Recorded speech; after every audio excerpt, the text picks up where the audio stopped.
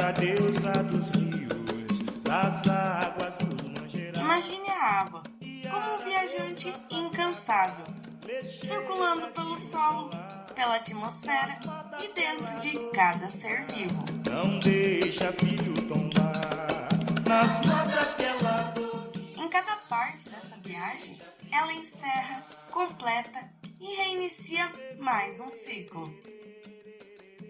Enquanto o elemento água tiver esse aporte e condições para se regenerar, a água do planeta não vai acabar. Mas o caminho de destruição do agronegócio e do capitalismo também está interferindo nisso. Neste episódio, vamos explorar mais uma vez como a água está presente nas agroflorestas e como podemos manejá-la com inteligência. Falaremos sobre a captação de água da chuva, a importância das raízes na infiltração e como o formato do terreno e dos canteiros podem transformar a forma como a água flui. No Passo da Água, nós já aprendemos um pouco como o ciclo pode ser influenciado pela floresta e até a nossa agrofloresta. E o episódio de hoje é um aprofundamento deste tema. Olá, senhoras e senhores, e sejam todos muito bem-vindos ao Muda Floresta. Eu sou o Zé. E eu sou a Claire. E esse é seu espaço agroecológico.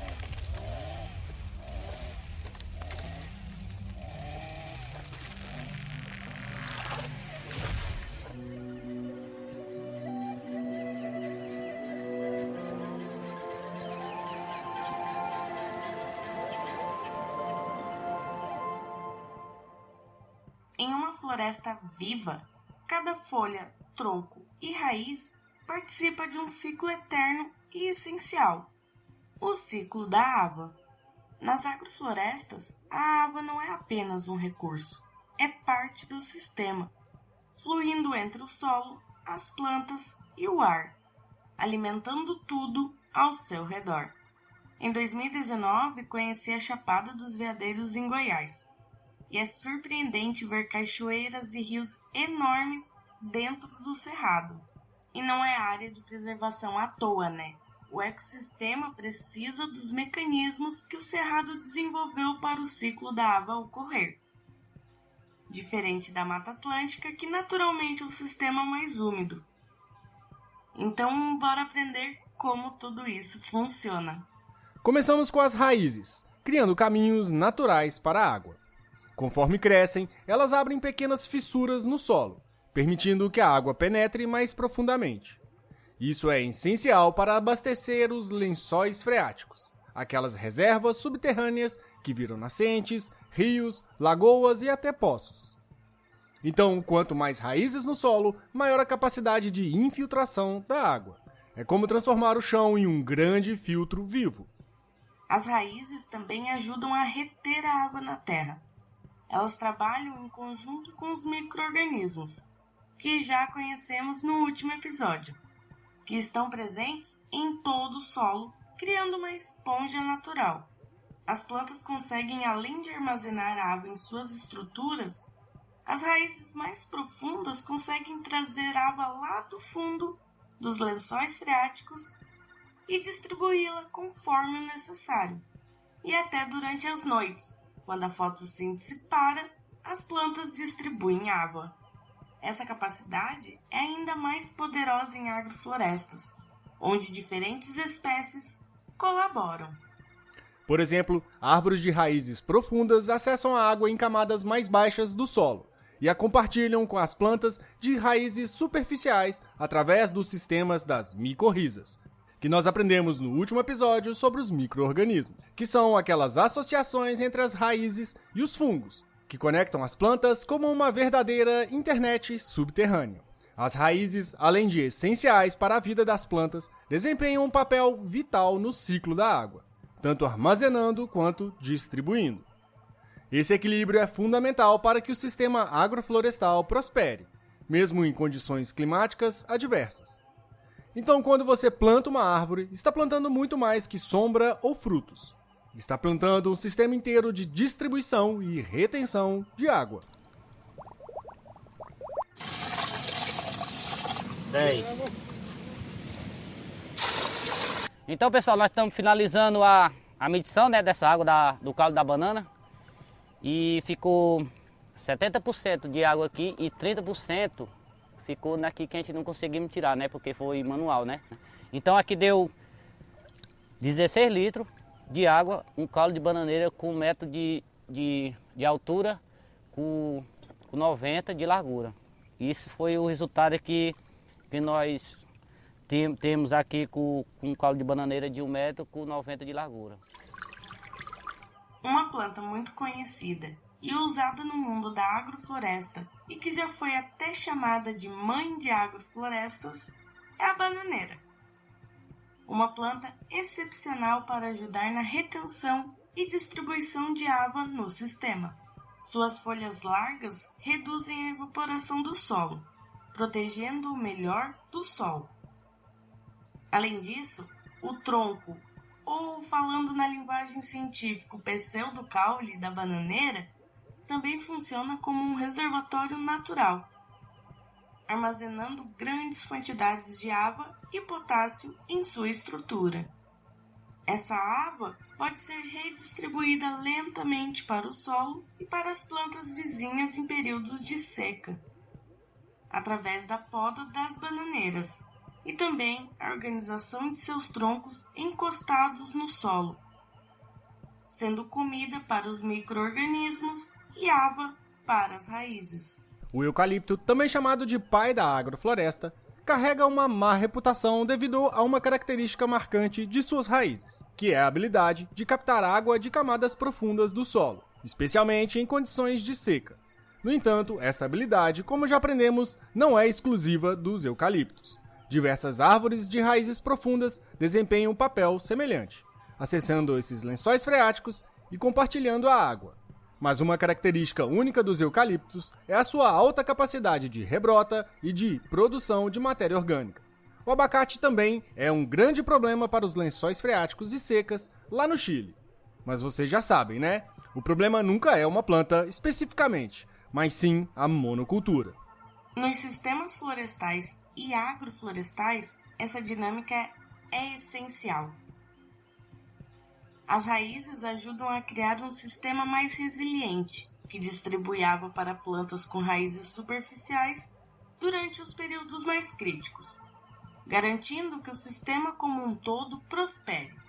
Essa capacidade de acessar e distribuir água reforça a importância de incluir diferentes espécies em plantios, cada uma com funções específicas que complementam o ciclo da água e diversos outros ciclos.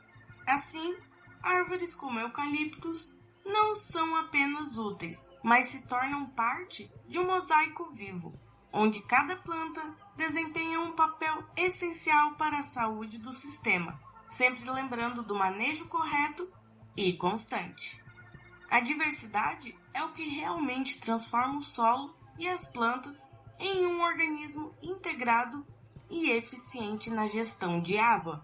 Outra técnica importante são as barragens, que ajudam a desacelerar o escoamento da água pelo terreno, permitindo que ela se infiltre no solo e alimente os rios subterrâneos. Isso é crucial, especialmente em áreas com desníveis acentuados, ou onde as chuvas são mais intensas e curtas. É como transformar o terreno em uma esponja, que absorve e devolve a água ao sistema. Diversas iniciativas de reflorestamento em áreas desérticas começam com uma pequena barragem, como na Índia ou no Níger. Projetos promissores que deixaremos nas referências para quem quiser conhecer mais. Aqui no meu sítio tem uma inclinação considerável e nós temos cerca de 5 barragens pelo espaço para segurar a erosão e a enxurrada. E não podemos deixar de lembrar o desperdício que é não captar a água da chuva, desde uma perspectiva pessoal até de políticas públicas. Começou a chover? Coloque baldes, galões e recipientes para coletar essa água.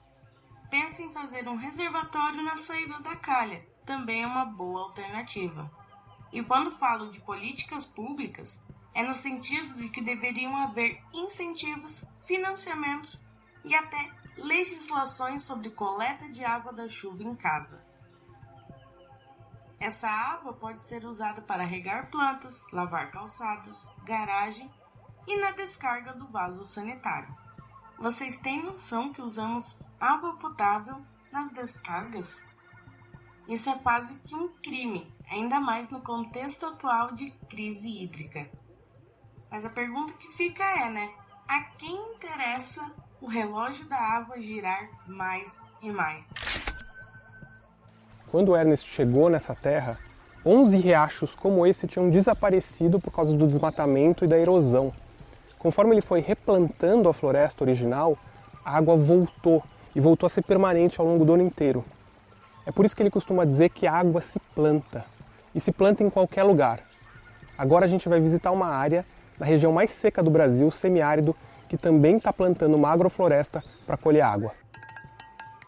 E falando em inclinação, podemos falar um pouco sobre o alinhamento do canteiro. Ele pode fazer toda a diferença. Canteiros em curvas de nível, por exemplo, acompanham a topografia do terreno, reduzindo a erosão e ajudando na infiltração, mas só se você não tem matéria orgânica suficiente. Meu sítio aqui, eu fiz a maioria dos canteiros no sentido da inclinação, ou seja, eu não fiz em curvas de níveis. Mas eu consegui cobrir bem o canteiro e coloquei muitos troncos, esses sim, alinhados com as curvas de níveis. Um pouco difícil de explicar por aqui, mas vamos deixar fotos no nosso site para vocês entenderem melhor. A preocupação principal das curvas de níveis são ideias herdadas da monocultura, onde o solo está sempre limpo e descoberto. Aí é outro papo mesmo.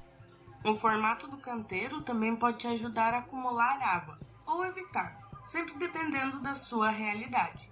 Os canteiros com o centro mais fundo ou côncavo direcionam a água e os nutrientes para o centro, o que pode ajudar as plantas com maior necessidade de água a sobreviverem melhor. Enquanto as bordas dos canteiros criam pequenas barreiras de ventos naturais que ajudam a reter a umidade. Enquanto os canteiros com o centro mais alto vão direcionar a água e os nutrientes para fora do canteiro, fazendo todo o processo contrário. Mas não que seja ruim. Se você está plantando em um brejo ou em áreas com muita chuva, esse tipo de canteiro pode ajudar a evitar o apodrecimento das raízes por excesso de água. A gente já disse e não cansa de repetir, não existem receitas prontas. Agrofloresta é imitar a natureza e, assim como ela, se adaptar sempre e ser criativo. E como a água tem essa capacidade de carregar com ela nutrientes ou barro, quem mora em áreas de enxurrada sabe como é. Esse processo retira a camada superficial da terra, carregando ela para rios e lagos. Processo conhecido também como lixiviação. E nós já aprendemos que a camada superficial do solo é sempre a que tem a maior parte dos nutrientes e da camada orgânica. E qual é a melhor forma de impedir isso? Sim, ela, a matéria orgânica. Para quem já viu as tentativas de contenção de barrancos, costuma-se usar muito um tipo de manta. E esse é o papel dessa manta: impedir o escoamento e o impacto direto das gotas de chuva, enquanto as sementes crescem para segurar o solo. Quando a gente chega com esse tema plantando água, ainda tem soa irônico, né, para o agricultor, porque ele fala, não, eu planto mandioca, eu planto feijão, eu planto fruta, eu planto água, como assim, né? Mas quando a gente leva ele num sistema mais diversificado, mesmo numa beira de mato, alguma coisa, e a gente começa a mostrar aquele solo úmido para ele, né, e começa a trazer para ele a explicação do que está acontecendo e envolvendo ele, aí ele começa a entender o porquê do plantando águas, né? Acho que se não fosse essa ideia da agroecologia, da agrofloresta, talvez eu não estaria interessado em continuar na terra. E na cidade? No campo, a chuva é vista como uma bênção, pois a agricultura está estritamente conectada com o ciclo da água. Nas cidades, a água é interpretada como um problema. Quantas notícias de alagamentos acompanhamos e vivenciamos nos últimos anos? E não só alagamento, né? Desmoronamento, vários problemas em torno da má administração e preservação da água. A temperatura média global foi de 15,1 graus centígrados. Em 11 meses de 2024, o índice ficou acima de 1,5 grau. Esse valor é um alerta para a emergência climática e coloca o mundo sob um calor que nunca Como eu falei agora há pouco, 2024 foi o ano mais quente já registrado na história. A temperatura média global aumentou 1,6 grau em relação aos níveis pré-industriais. Não é bom. Veja, com 1,5, 2024, 1,55 graus, excluíram todos os eventos extremos. A temperatura média do planeta ultrapassou uma barreira preocupante. Enchentes, secas, queimadas. Eventos climáticos extremos foram registrados em todo o planeta. E o que era apenas uma expectativa foi confirmada hoje pelo Serviço Climático Copérnicos da União Europeia. 2024 foi o ano mais quente da história desde o início dos registros. As consequências desse aquecimento global entre os incêndios, as enchentes, as queimadas. O que mais 2024 ultrapassou a barreira de 1,5 graus Celsius estabelecida pelo Acordo de Paris e foi o ano mais quente da história. As piores consequências das mudanças climáticas são vistas na Europa, que enfrenta um frio intenso, e nos Estados Unidos, onde as chamas continuam a consumir Los Angeles. 10 pessoas morreram por causa do Brasil. Mostra que o Brasil é um dos países mais vulneráveis e que mais vão sofrer impacto do aumento da temperatura, da redução da chuva, que já estamos observando, e do aumento dos eventos climáticos extremos, como as secas na Amazônia em 2023, 2024, e as enchentes que tivemos no Rio Grande do Sul. Esse é o cenário futuro, que não é um cenário muito, digamos assim, agradável para a nossa sociedade. Os ciclos são interrompidos. O solo, que deveria ser uma esponja viva, é selada com concreto e asfalto, impedindo a infiltração. A água da chuva, sem alternativas, escoa rapidamente pelas ruas, levando resíduos e poluentes direto para rios e córregos, agravando enchentes e contaminando recursos hídricos. Eu mesmo moro em uma cidade chamada Sete Lagoas, mas não dá para entrar em nenhuma. Além disso, a urbanização descarta as árvores, que são chamadas de sujeira, e diversas outras plantas e animais como parte da sua construção. Lembre-se, onde é cidade, já foi floresta. E sinto te informar, mas não, você não está longe da natureza. Mesmo nas cidades, podemos adotar práticas para reconectar os ciclos da água. Os jardins de chuvas, telhados verdes e a permeabilização de espaços são iniciativas que ajudam a reduzir o impacto do concreto. Eu mesma tenho um exemplo no meu quintal agroecológico. Como vocês já sabem, aonde eu moro chove muito e tudo alaga. Há 5 anos, quando eu vim para essa casa, não havia nada plantado. Era resto de construção e tinha até cimento.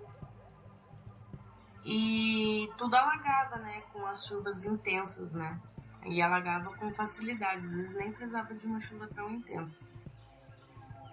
E aí hoje, com diversas plantas inseridas no local e também espontâneas que se manifestaram, matéria orgânica, cobertura do solo e muito manejo, o meu quintal ele já não alaga mais. Então o solo ele possui esse aporte para filtrar a água. E a água já não é mais um problema nesse sentido do meu quintal, né? Porque eu também não vivo isolado da cidade, então para a cidade as chuvas e alagamentos ainda são um problema, mas na minha micro-realidade não é mais. Quando manejamos esses elementos, estamos não só preservando a água, mas também garantindo a abundância para o nosso plantio e para os sistemas ao redor. Isso é plantar água, é criar um ciclo onde cada gota é valorizada. Em períodos de secas prolongadas, a matéria orgânica e as raízes das plantas ajudam a segurar a pouca água disponível. Já em períodos de chuvas intensas, a cobertura do solo e os canteiros, entendendo as curvas de níveis, evitam que a água escoe rápido demais, levando nutrientes embora. Em vez disso, a água é absorvida gradualmente, garantindo, assim, um ciclo mais equilibrado. Em 2024, a Terra atingiu seu ano mais quente já registrado. O primeiro da história humana a ultrapassar a média de 1,5 graus. De acordo com a Copernicus Climate Service da Comissão Europeia, o Met Office do Reino Unido e a Agência Meteorológica do Japão. Além do calor recorde, o Brasil sofreu com eventos climáticos extremos. Enquanto algumas regiões enfrentam secas severas como o Pantanal, outras, como o Sul, foram devastadas por chuvas intensas resultando em alagamentos e deslizamentos. Diante desses desafios, as agroflorestas emergem como uma solução eficaz para restaurar o ciclo da água, integrando árvores e culturas de interesse, melhorando a infiltração da água no solo, reduzindo a erosão e aumentando a capacidade de retenção hídrica. Além disso, as agroflorestas contribuem para a regulação dos ciclos hidrológicos, capturando a umidade atmosférica e auxiliando na recarga dos aquíferos. Tudo o que a gente aprendeu hoje. Queremos finalizar com um lembrete. O ciclo da água é um dos maiores presentes da natureza. Procuramos sinais de água em outros planetas para encontrar vida e não é à toa. Seja em sistemas agroflorestais ou áreas urbanas, nosso papel é aprender com ele e trabalhar junto, em vez de tentar dominá-lo. Vamos plantar água, proteger o solo e respeitar os ciclos que sustentam a vida. Entre as referências que vamos deixar para vocês no nosso site, mudafloresta.com, hoje queremos indicar um conto da grande Ana Primavera, chamado Tatá, Pepé e Gigi, As Três Gotinhas de Chuva, do livro A Convenção dos Ventos, onde através de uma linguagem mais simples e infantil, ela aborda sobre o ciclo da água e de como os ambientes absorvem as chuvas.